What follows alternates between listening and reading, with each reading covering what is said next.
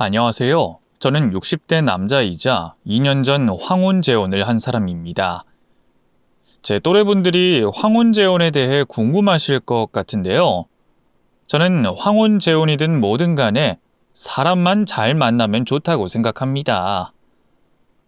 저는 늦게 재혼해서 아주 큰 사건을 마주하게 됐는데요. 제가 겪었던 늦은 결혼 생활을 낱낱이 써보도록 하겠습니다. 마지막에 결혼 생활을 유지하게 됐는지 아니면 다른 결말을 맞이하게 됐는지 몇 자 적어 보겠습니다. 제 사연은 보편적이지 않은 스토리니 꼭 끝까지 경청해 주시길 바랍니다. 저는 30대에 결혼을 한번 했다가 1년 만에 끝이 나버렸어요. 많은 이유가 있었지만 그중 가장 큰 이유는 잠자리 문제였던 것 같습니다. 아내와 제가 서로 맞지 않는 부분이고 노력해도 한계가 있어서 오래가지 못하고 이혼을 하게 됐어요. 이후 저는 재혼을 꿈꾸지 않고 자유롭게 연애만 하며 살았습니다. 그중 속궁합도 맞고 마음까지 잘 맞는 여자가 있긴 했지만 이상하게 결혼까진 도달하지 못했답니다. 제가 대기업에 다니고 있었는데 거의 매일 야근만 하면서 살다 보니 일이 우선이어서 재혼 생각을 못한 점도 있는 것 같습니다. 그렇게 세월이 흘러 제 나이 환갑이 지나 은퇴를 하게 됐고 제 2의 인생을 살려고 장사를 시작했답니다. 혼자 산 지 40년 가까이 됐으니 못하는 음식이 없었던 저는 자취하며 터득했던 음식을 내세워서 식당을 차리게 됐어요. 제가 선택한 장사 메뉴는 볶음밥이었어요. 꼬들거리는 밥알과 야채와 고기를 넣고 볶는 게 전부긴 했지만 저의 특유 요리 방법이 있어 꽤 많은 인기를 얻었답니다. 제 입맛에만 맞는 음식이 아니라 많은 사람들이 좋아해 줄 맛이었나 보네요. 그래서 저는 식당을 열고 3개월 만에 많은 단골들을 확보했고 입소문이 좋게 나서 아주 감사하게도 손님들이 줄을 서서 식사를 해주셨답니다. 이렇게 새롭게 시작한 제 인생이 대박이 나면서 다른 생각은 하지 않고 장사만 열심히 한 것 같아요. 나이가 들어서 그런지 이성에 관심도 없고 취미생활 같은 것도 따로 없어서 일과 휴식 이 두 가지만 하면서 하루를 보냈답니다. 그런데 사람 인연은 따로 있다는 말처럼 어느 순간에 사랑이 찾아왔어요. 제 식당의 단골 여자 손님이었는데 저에게 밖에서 따로 만나보고 싶다고 말했답니다. 사장님은 정말 친절하고 다정하시네요. 아내분이 엄청 좋아하시겠어요. 아이고, 저는 혼자 산 지 30년 넘었습니다. 손님, 제 아내는 바로 이 식당입니다. 어머, 싱글이셨구나. 저도 혼자 산 지 20년 정도 됐어요. 이혼하고 혼자 딸 키우느라 다른 데 눈을 돌려본 적이 없답니다. 그런데 사장님 같은 분과 인연이 되면 엄청 좋을 것 같아요. 우리 밖에서 만나보는 게 어떨까요? 부담 가지지 말고 친구 하나 생겼다고 생각하시면 좋을 것 같은데. 아이고, 손님처럼 미인인분이 저와 친구해 주신다면야 무한한 영광이죠. 그럼 제가 가게 문 닫는 날 같이 식사라도 하시죠.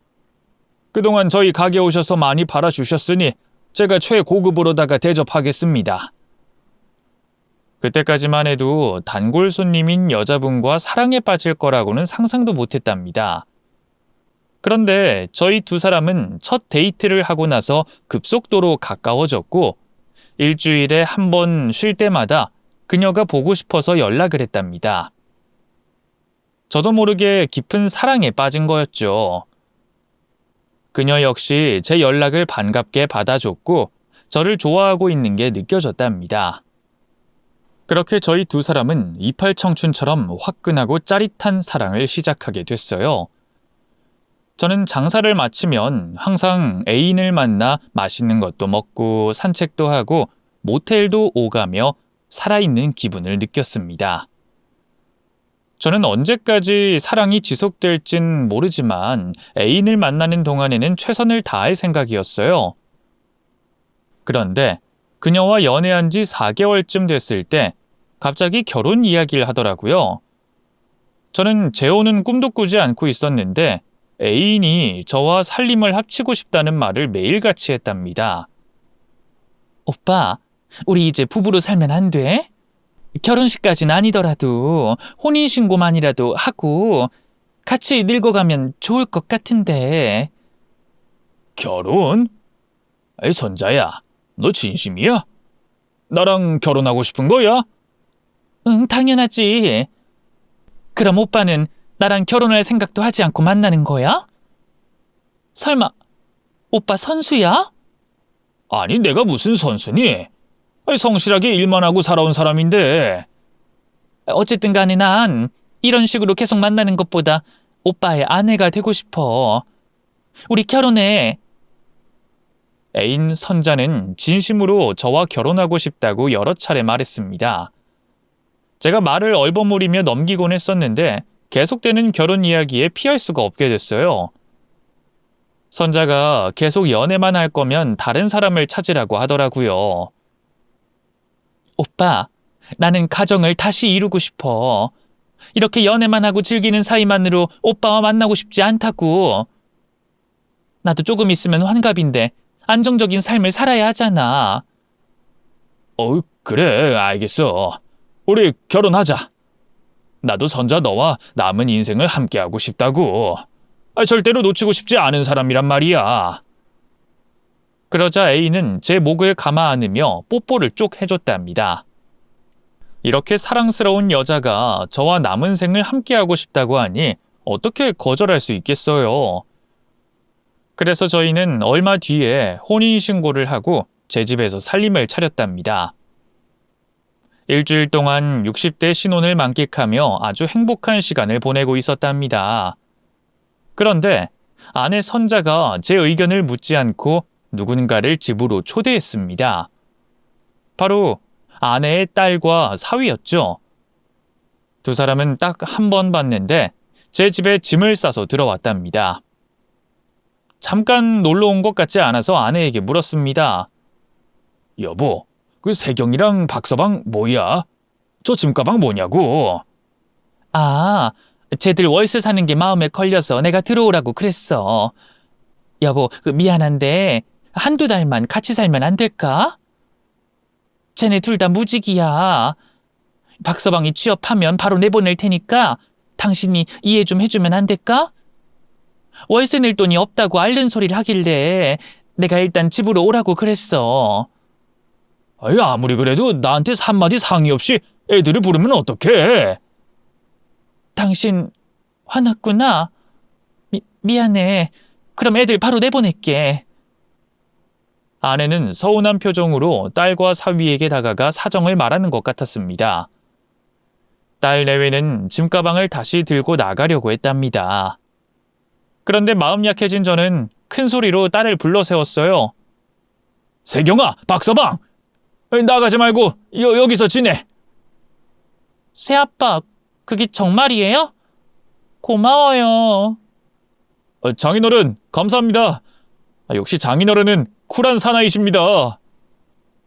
딸과 사위가 방긋 웃으며 감사 인사를 전하고 아내 역시 저에게 고맙다며 한두 달만 신세를 지겠다고 일렀습니다. 평생 혼자 살아왔었는데 이렇게 아내와 자식과 사위까지 한 집에서 복닥거리며 살게 됐네요. 아내와 딸이 번갈아 가면서 식사를 준비했고 늘 맛있는 밥상 앞에 앉아서 즐겁게 밥을 먹었습니다. 식구들 모두 밝고 쾌활한 성격들이라 웃음이 마를 날이 없었습니다. 그리고 딸 내외가 취직이 되기 전까지 제 식당에서 알바를 해도 되겠냐고 물어서 복잡하게 생각하지 않고 바로 일을 나오라고 대답해줬네요. 딸 부부는 주특기인 밝은 미소로 손님들에게 서비스를 제대로 해줘서 장사가 더 잘 된 것 같습니다. 저희 셋이 식당에 나와 일하는 동안 아내 혼자 집에서 심심하게 지내는 게 마음에 걸리는 것 빼고는 재밌는 인생이었습니다. 그러던 어느 날 아내가 보험 가입서를 몇 개 가지고 와서 저와 자식들에게 여러 장 나눠주더군요. 자기가 취미 삼아서 보험 영업을 시작했다면서 시작을 저와 딸 내외에게 하나씩 가입해달라고 했답니다. 세경이랑 박서방은 실비랑 사망보험만 들고 당신은 내가 준 거 다 가입해줘. 아니, 이렇게나 많이? 여보, 이게 다 몇 개야? 아니, 보험료로 한 달에 돈 100은 그냥 넘어가겠어. 에이, 다 나중에 돌려받을 수 있는 거니까 적금 든다고 생각하고 들어줘. 내 실적도 올리고 저축도 하고 일석이조잖아. 나도 3개나 들었고 세경이랑 사위도 여러 개 들어준다잖아. 당신은 돈도 잘 버는 능력자고 사람 일이 언제 어떻게 될지 모르니까 여러 개 들어놓으면 좋을 거야. 아이, 그렇긴 한데 중간에 해약하면 거의 못 받지 않어? 여보, 무슨 사망보험을 6개나 들라는 거야? 이거 중복되면 문제되는 거 아니야? 그런 거 없어. 나중에 법이 바뀌면 몰라도 지금은 자유롭게 가입할 수 있다고. 여보, 내 면 좀 살려줘. 당신 이 정도 낼 능력은 되잖아. 실적이 어느 정도 돼야만 월급을 받는다고. 이왕 시작한 거니까 식구들이 도와주면 좋잖아. 아내가 무리한 보험들을 들이밀며 가입을 요구했는데 저는 이게 아니다 싶은 생각이 들었습니다. 그래서 아내에게 차라리 생활비를 올려주겠다고 말했어요.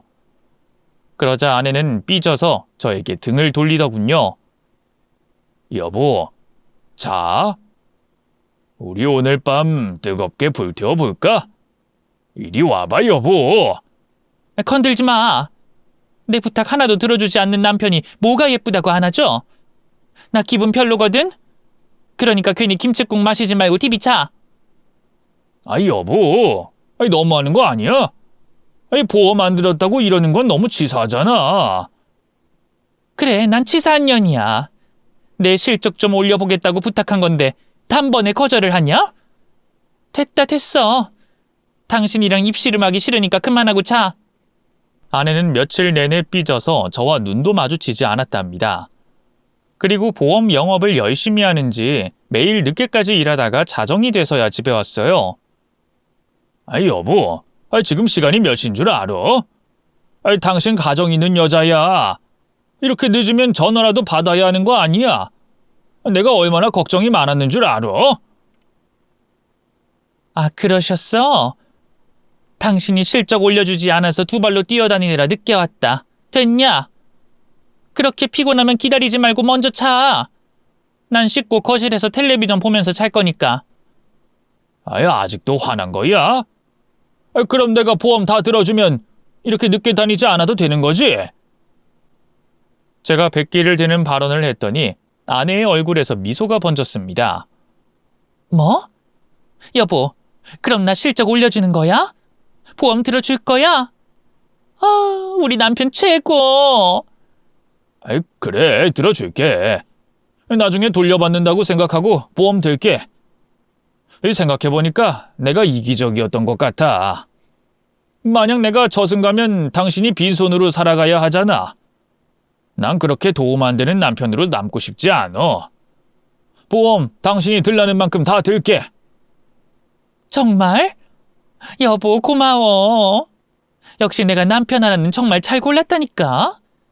이렇게 완벽한 서방님이 또 있으면 나와보라 그래. 여보, 사랑해. 이제야 당신이 웃는구나. 여보, 그럼 내일부턴 일찍 다녀야 해.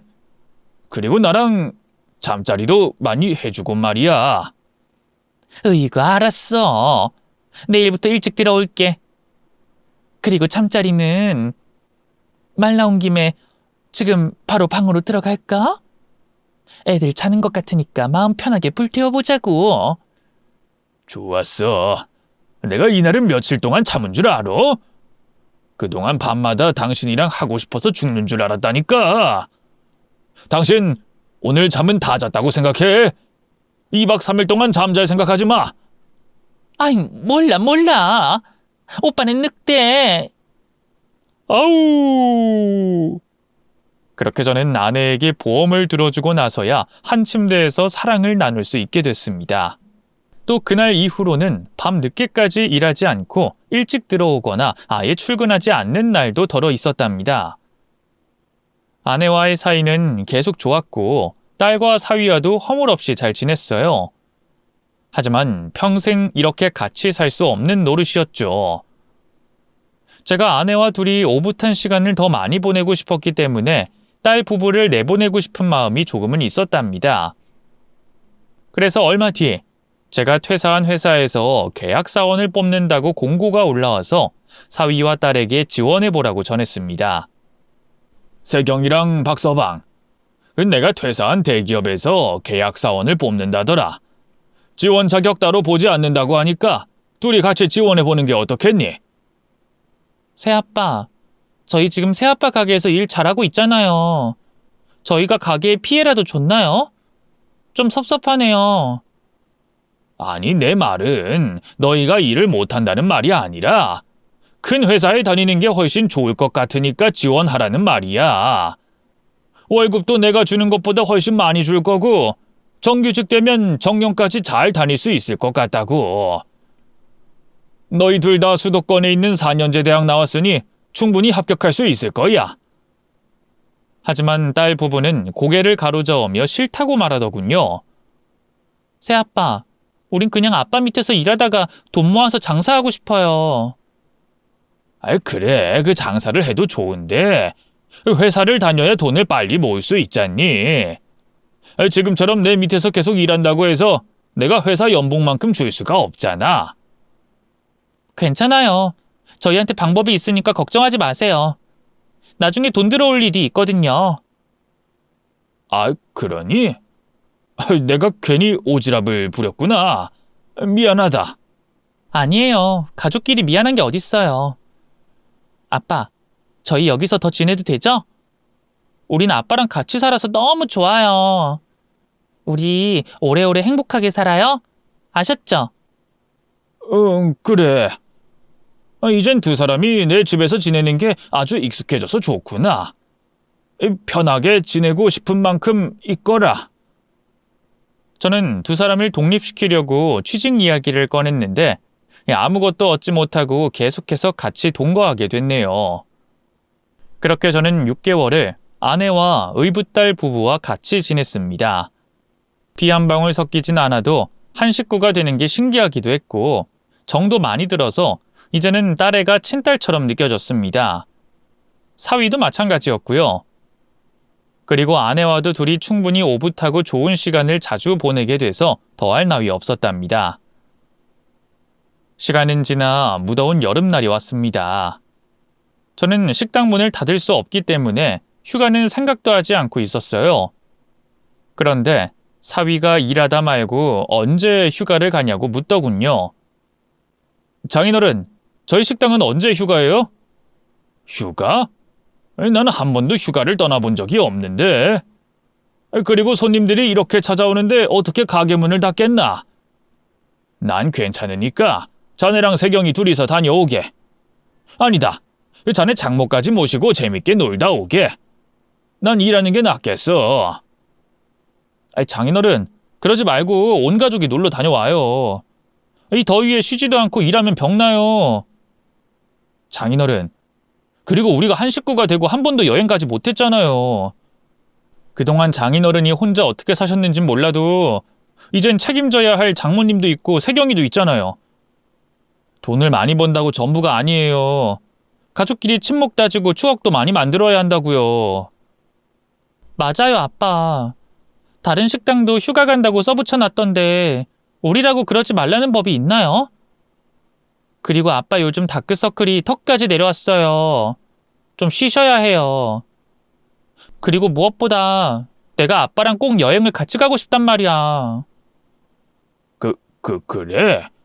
이 아빠랑 같이 여행을 가고 싶어?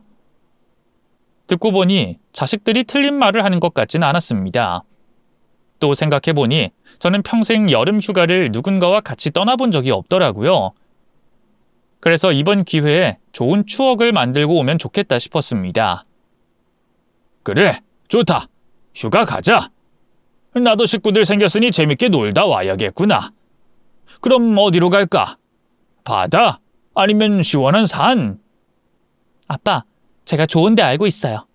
강원도의 내린천 아시죠? 그 시원한 냇가요. 그 내린천 근처에 펜션 예약해서 고기도 구워 먹고 물놀이도 하고 시원하게 힐링하고 와요. 오, 그 민물가로 가자고? 그거 아주 좋은 생각이구나. 그럼 펜션 예약하거라. 그 시간에 맞춰서 휴가 정해서 식당 문 앞에 써 붙여놔야겠다. 펜션은 아빠 카드로 예약해라. 에이, 아니에요, 아빠. 우리도 돈 벌잖아요. 효도 여행이라 생각하시고 모든 걸 저희한테 맡기세요. 아빠, 엄마는 모든 게 무료. 이야, 내가 결혼을 잘하긴 엄청 잘한 것 같구나. 이 사랑스러운 마누라에 착한 딸내미와 멋진 사위까지 든든하게 옆에 있어주니 여한이 없어. 고맙다, 세경아. 우리 재밌게 놀다 오자. 그렇게 고마우면 저희가 여행 안내하는 대로 잘 따라오세요.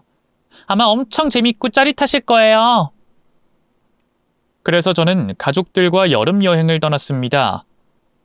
아내의 차를 사위가 운전해서 강원도까지 내려갔는데 휴가 가는 사람들이 너무 많아서 엄청나게 오래 걸려서 도착했어요. 해가 떨어지고 도착해서 물가엔 다음날 가기로 하고 예약한 펜션에 들어갔습니다. 저희 4사람은 씻고 대충 짐을 풀고 야외에 있는 바베큐장에서 고기를 구워 먹기 시작했어요. 사위가 혼자서 고기도 굽고 음식도 나르는 수고를 해줬죠. 아이, 박서방, 그만하고 이리 와, 앉게. 내가 이어서 구울 테니 자네도 와서 좀 먹게나. 아이, 장인어른 아닙니다. 저는 가족들이 잘 드시는 것만 봐도 배가 부르네요. 그리고 고기는 넘치게 많으니까 걱정하지 마시고 실컷 잡수세요. 오늘 부모님은 아무것도 하지 마시고 많이 드시고 푹 쉬세요. 그리고 내일은 시원하게 물놀이 하면 됩니다. 이거 참 말년에 호강하는구먼. 딸이랑 사위가 있어서 정말 좋구나. 저희는 고기와 맥주를 마시며 얼큰하게 취했답니다. 2시간 넘게 바비큐장에서 즐겁게 고기를 먹고 수다를 떨었고 곧 술에 꽤 취해서 펜션 안으로 자리를 옮겼답니다. 저를 비롯한 3사람은 술이 아쉬워서 연이어 과자 안주에 술을 마셨어요. 제가 대학교 MT 때 이후로 처음 있는 일이었죠. 부모님과도 이렇게 여행을 해본 적이 없었는데 지금의 식구들이 제 결핍을 채워주니 참 많이 감사했답니다. 사위는 쉴 새 없이 술을 따라주며 건배를 외쳤습니다. 장모님, 장인어른, 뭐하고 계세요? 얼른 잠 비우시고 새로 한 잔 받으셔야죠. 이런 날 아니면 언제 또 코가 삐뚤어지게 술 마시겠습니까? 어서 드세요. 하하, 박서방이 술이 엄청나게 세구만. 이보게, 박서방. 나는 벌써 주량보다 많이 먹었네. 난 그만 침대에 가서 누워야겠어. 에이, 그럼 안 됩니다. 여기 있는 4사람 중에 여기 술이 동이 날 때까지 아무도 이탈할 수 없어요. 자, 얼른 잔 드세요. 아유, 그래, 알겠네. 오늘 아니면 언제 이렇게 마셔보겠나? 좋다. 건배! 그렇게 얼마나 술을 많이 마셨는지 어떻게 잠이 들었는지도 몰랐습니다. 그런데 방이 빙빙 도는지 제가 빙빙 도는지 매우 어지럽고 속이 메스꺼웠어요. 그래서 본능적으로 눈을 뜨게 됐습니다. 그런데 사방이 칠흑같이 어두웠어요.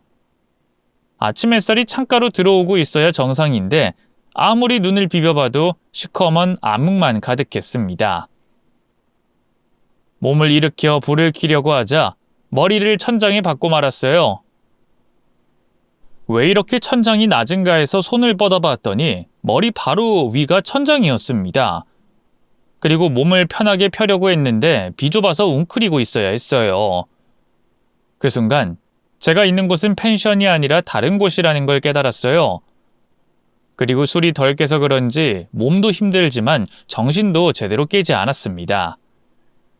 그래서 다시 눈을 감고 잠이 들었고 한참 뒤에 제 몸이 사방으로 막힌 공간에서 부딪히며 충격으로 깨어났답니다.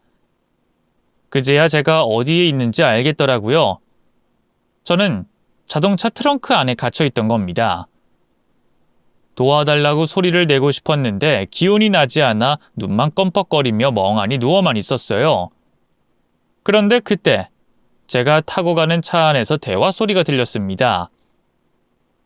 장모님, 그쪽으로 계속 가다 보면 내리막길이 나와요. 차가 겨우 한 대 들어갈 수 있는 내린천 길이니까 헷갈리시지 말아요. 걱정하지 말게. 그나저나 트렁크에 있는 놈은 아직 자나 보네. 깨어났으면 꺼내달라고 소리라도 질렀을 거 아닌가. 장모님, 제가 어제 술에다가 수면제 섞어서 줬잖아요. 그게 약효가 길게 가서 쉽게 깨어나지 못해요. 우리 사위가 어제 주도를 참 잘했어. 이제 우리 계획의 마지막 단계만 남았네. 박서방, 그런데 이거 확실한 방법이야? 경찰에 걸리거나 의심받지 않겠어? 장모님, 제가 이거 보험금 타먹은 사례를 모으고 모아서 작전을 짠 거예요. 제가 찾아본 방법 중에 제일 좋은 방법을 골라서 업그레이드해서 계획 세웠다니까요. 제가 한 번 더 설명할 테니까 잘 들으세요. 내린천 앞길에 차 세우고 아직 정신 못 차리는 장인어른을 운전석에 앉힙니다. 그리고 차의 기어를 중립으로 두고 내버려 두면 차가 알아서 물속으로 빠집니다. 여긴 물이 바로 깊어지는 구간이라 차가 빠져버리면 탈출은 꿈도 못 꾼다고요. 보험사든 경찰이든 와서 조사하면 그냥 단순 침수사고로 종결 내릴 거예요. 장인어른 혼자 여기 와서 차 안에서 술 마시고 취해 잠들었는데 기어를 실수로 중립으로 바꿔서 내리막을 타고 물에 빠졌다. 정말 기가 막힌 아이디어 아닙니까?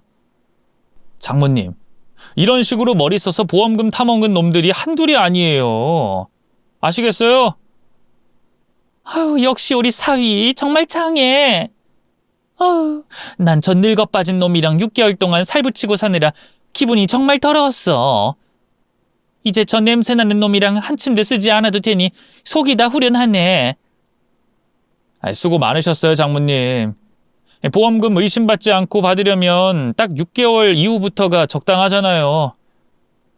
그래도 장모님, 밤마다 좋아서 소리 지르지 않았어요? 저랑 세경이가 다 들었다고요. 이 사람아. 그건 그냥 좋은 척 연기한 거지. 그럼 꺼지라고 욕할까? 우리 장모님 많이 불쾌하셨나 보네. 난 또 진짜로 장인이랑 사랑에 빠져서 걱정이었다고요. 괜히 장모님이 평생 저 놓친 애랑 산다고 하면 작전이 물거품이 되니까 엄청 걱정했단 말이에요. 이 사람아, 그만 좀 놀려.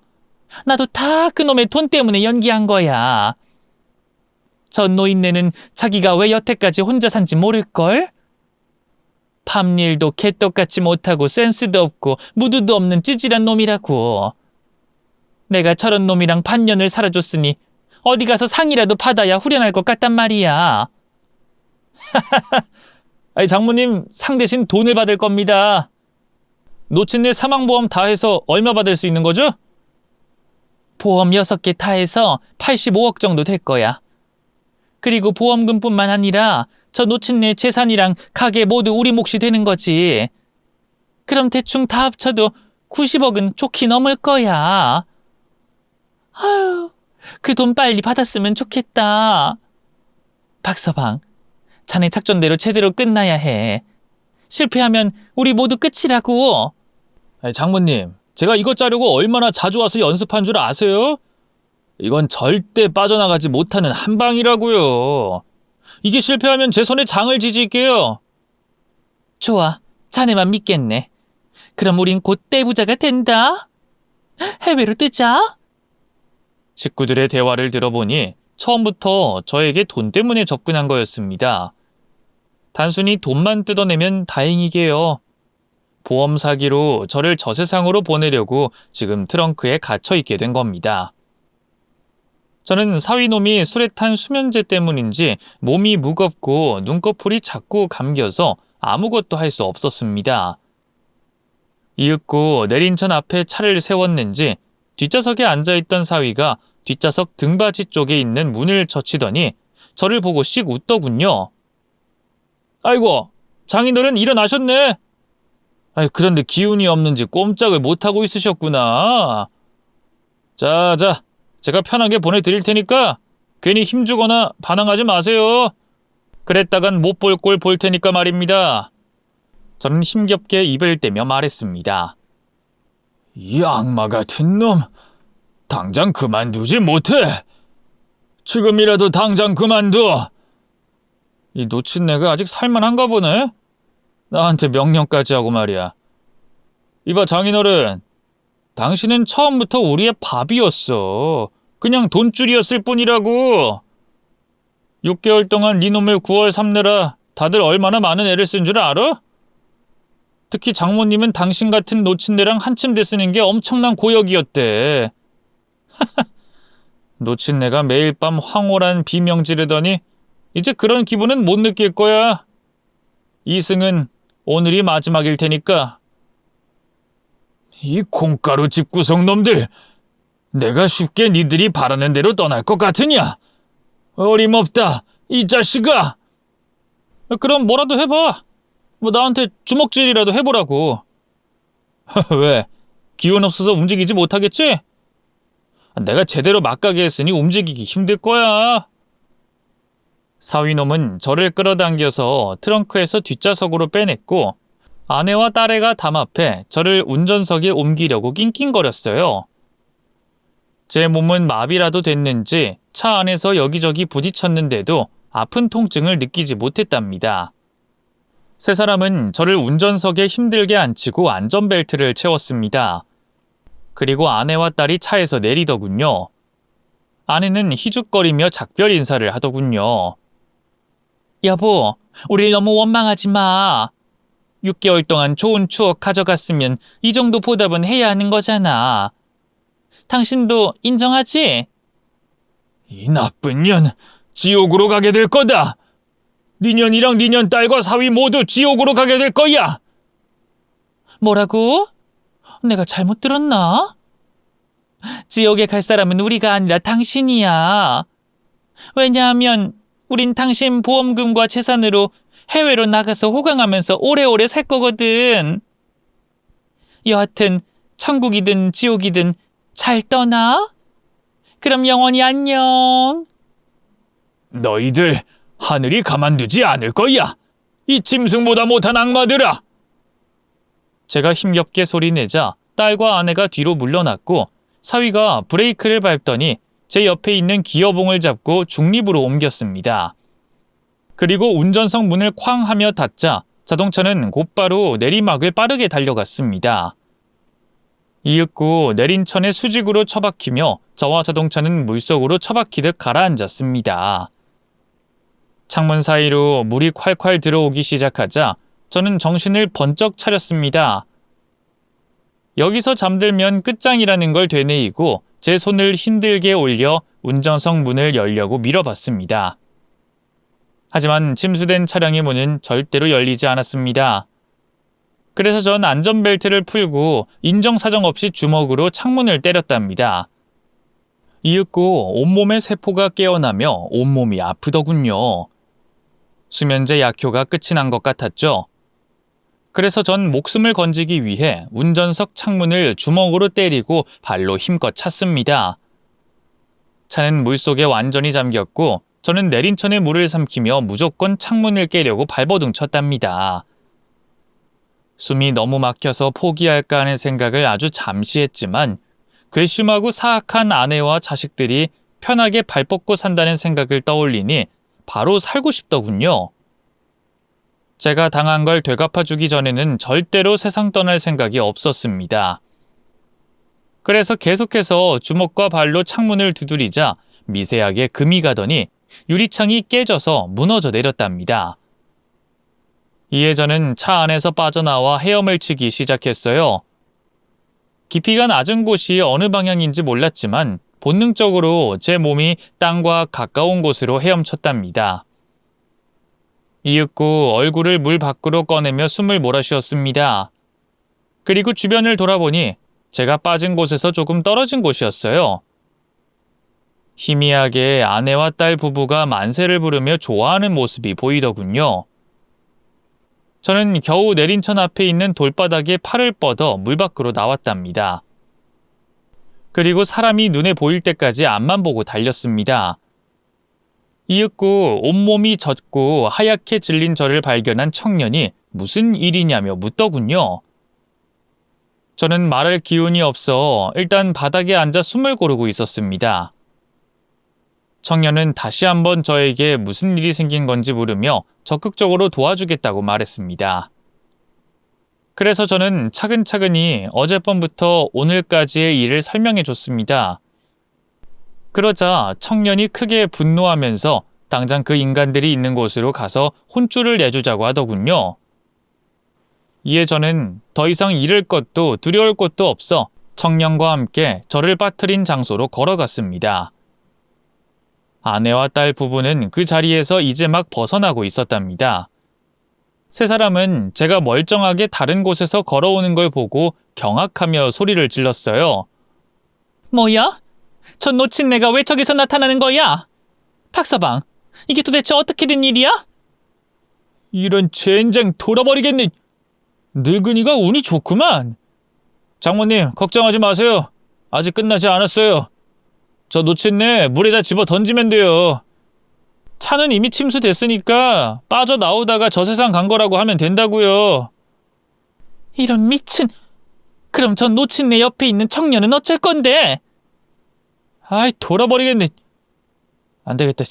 저 자식은 돈으로 매수해버리죠. 세상에 돈으로 안 되는 일은 없으니까 우리랑 한 팀으로 만들어서 저 놓친내 해결하자고요.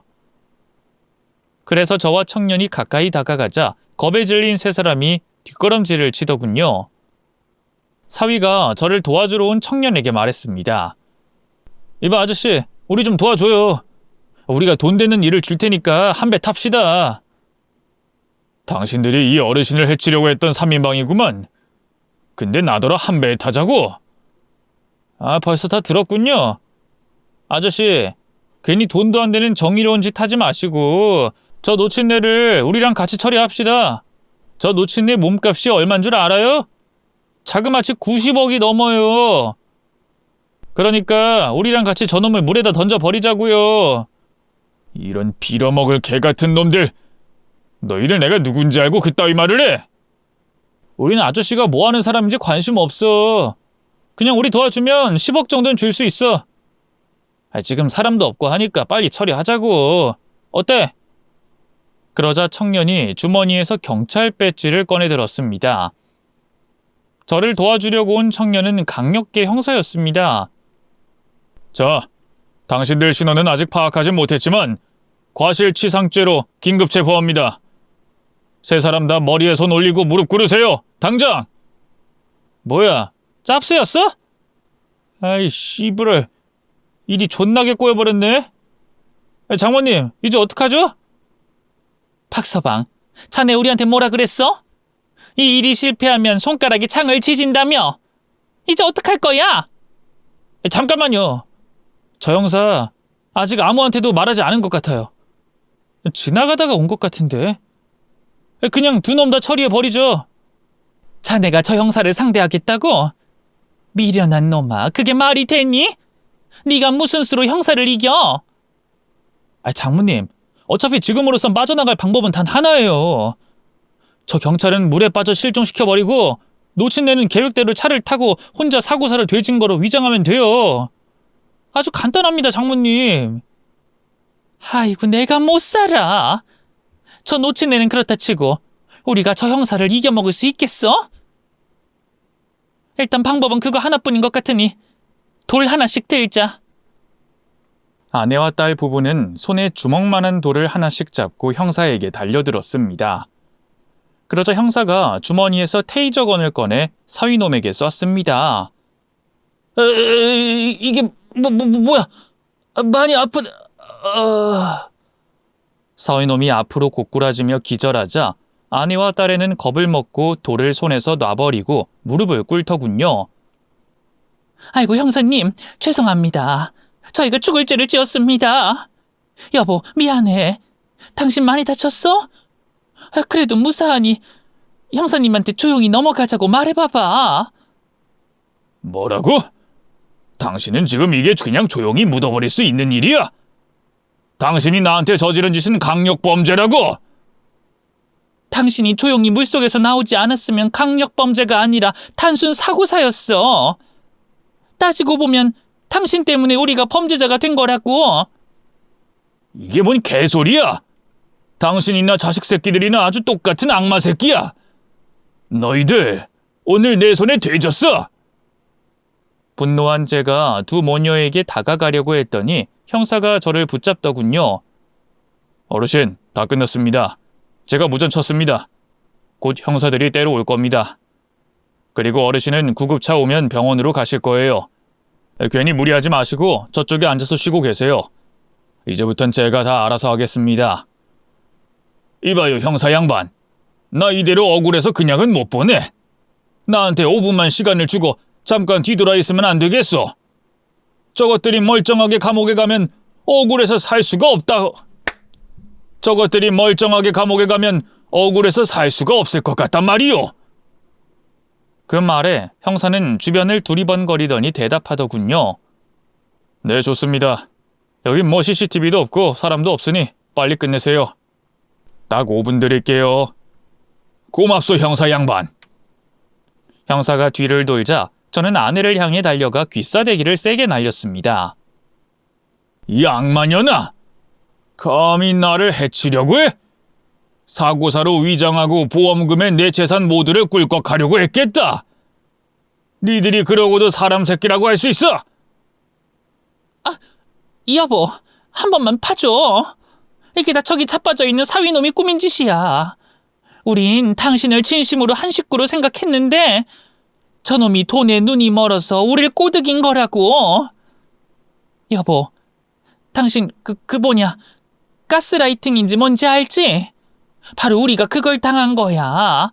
저 사위놈한테 말이야. 웃기지 마. 아까 차에서 나눈 대화 다 들었어. 처음부터 목표를 나로 정하고 접근한 거 다 들었다고. 그리고 나에게 보험 들게 한 것도 당신이잖아. 에이 씨부랄, 그냥 좀 믿어줘봐. 여보, 우리 여기 계속 있으면 잡혀갈 거야. 우리 도망가게 저 형사 좀 붙잡아줘, 응? 아직도 정신을 못 차렸네. 이 지옥에서 평생 썩어도 싼 년아. 저는 아내의 귓방망이를 사정없이 날렸고 딸의 역시 돼지도록 패줬습니다. 그리고 잠시 기절해 있던 사위놈이 앓는 소리를 하며 깨어나자 바로 발로 돼지게 밟아줬어요. 얼굴, 몸, 팔, 다리 구분하지 않고 아주 골고루 발로 신랄하게 갈겨줬습니다. 그리곤 사이렌 소리가 들려서 하던 행동을 멈췄답니다. 형사가 그만하라고 손짓해서 아무 일도 없던 것처럼 돌아섰죠. 그런데 아내와 딸 부부는 형사들에게 붙잡히는 게 무서웠는지 물가로 뛰어들어갔습니다. 박서방, 헤엄쳐서 빠져나갈 곳이 있나? 몰라요. 일단 깊은 데로 들어가요. 여기서 잡히면 저희 세 사람 평생 감옥에서 썩어야 한다고요. 목숨 걸고 이 내린 천 건너가자고요. 저 건너편으로 가면 도망갈 수 있을 거예요. 빨리. 잡히는 순간 인생 쪽난다고요. 세 사람은 물속으로 재빠르게 들어가 파닥거리면서 헤엄을 치더군요. 이에 형사들은 물 앞까지 달려와 위험하니 그만 나오라고 경고했습니다. 하지만 전혀 귀담아 듣지 않고 계속해서 헤엄쳐 가더군요. 그러자 형사들이 구급대원들에게 빨리 구조해달라고 요청하자 구명조끼를 입은 구급대원 5명이 물 안으로 뛰어들었어요. 그런데 세 사람은 어찌나 빨리 헤엄을 치던지 구급대원들이 따라잡기 어려웠죠. 하지만 얼마 못 가 아내와 딸 부부의 모습이 사라졌답니다. 아무래도 깊은 물속으로 빠져서 위험한 상황에 부닥친 것 같았어요. 형사들은 필사적으로 헤엄쳤지만 물살이 거세서 앞으로 나아가질 못했습니다. 이러다간 구급대원들까지도 큰일이 날 것 같았어요. 그렇게 오랜 시간을 물속에서 세 사람을 구조하려고 했지만 어디에도 보이지 않아 구급대원들이 철수하고 밖으로 나왔답니다. 한 구조대원이 시퍼런 입술로 말하더군요. 아무래도 떠내려간 것 같습니다. 저희는 한계가 있어서 잠수팀을 불러야겠어요. 저는 세 사람이 살 수 있는 확률이 얼마나 되냐고 물었습니다. 그러자 구조대원이 고개를 가로저으며 여긴 물살이 세서 수영으로 빠져나가기 어렵다고 했어요. 그래서 잠수팀을 불러 물속을 수색해봤는데 세 사람은 어디에도 보이지 않았다네요. 결국 해가 떨어지자 모든 사람이 철수하고 돌아갔답니다. 저는 병원에서 호흡기를 차고 링거를 맞으며 안정을 되찾고 있었습니다. 몸과 정신이 완전히 망가져서 안정제를 맞고 20시간 이상을 잠만 잤답니다. 그렇게 길고 긴 휴식이 끝나고 눈을 떴더니 저를 도와준 청년이자 형사인 남자가 앉아 있더군요. 형사님, 어떻게 됐습니까? 그 악마 같은 인간들 찾았습니까? 네, 찾았습니다. 어르신, 세 사람은 모두 사망했어요. 오늘 아침 잠수팀이 떠내려간 세 사람의 시신을 수습했다고 합니다. 아이고, 나를 해치려고 했던 놈들이 죄다 지옥에 갔군요. 이걸 기뻐해야 하나요? 아니면 괴로워해야 하나요? 그야 어르신 마음 내키는 대로 느끼시면 됩니다. 뭐 어쨌든 용의자 셋이 사망했으니 사건은 여기서 끝이 났네요. 아직 끝이 아니구나. 어르신, 그 죽은 세 사람에게 어마어마하게 많은 보험이 들어있던 거 아세요? 생각해보니 제가 아내에게 보험 가입을 할 때 세 사람도 똑같이 했던 기억이 났습니다. 지금 생각해보면 저만 보험에 들면 되는데 왜 세 사람이 똑같이 보험을 들었는지 모르겠더라고요. 아내가 저를 해치고 나서 자식들까지 해치려고 한 걸까요? 이거 참 아무리 머리를 굴려봐도 모르겠더군요. 뭐 하여튼 저는 얼마 뒤에 병원에서 나와 세 사람의 사망보험금을 수령하게 됐습니다. 자그마치 85억이었어요. 세 사람은 제 보험금 85억을 받으려고 그 미친 짓을 했는데 제가 그 돈의 주인이 됐네요. 목숨도 건지고 돈까지 타먹게 됐으니 다행이라고 해야 할까요? 돈에 환장한 미친 것들 때문에 저 역시 머리가 어떻게 돼가고 있나 봅니다. 그렇게 아내와 의붓딸 그리고 사위의 보험금 85억을 수령한 저는 바로 대저택을 마련했습니다. 인생은 60부터라더니 제 나이 67에 수십억의 돈이 생겨서 펑펑 놀고 먹게 생겼답니다. 저는 운영하던 식당을 팔아버리고 아내와 살던 집도 처분했어요. 다른 지역으로 이사와서 조용히 그리고 재밌게 지내고 있답니다. 그리고 여자에 대해 말하자면 물론 만나는 여자는 있습니다. 제가 인기가 많은 사람은 아니지만 저처럼 외로운 노인들이 많아서 그런 것 같네요. 지금은 예쁜 사랑하며 잘 지내게 됐으니 최후의 승자는 바로 저 아니겠습니까?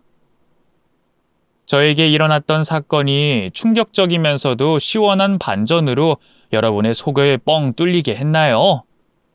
그렇다면 저에게 남은 인생을 잘 살라고 조언의 말을 많이 남겨주세요.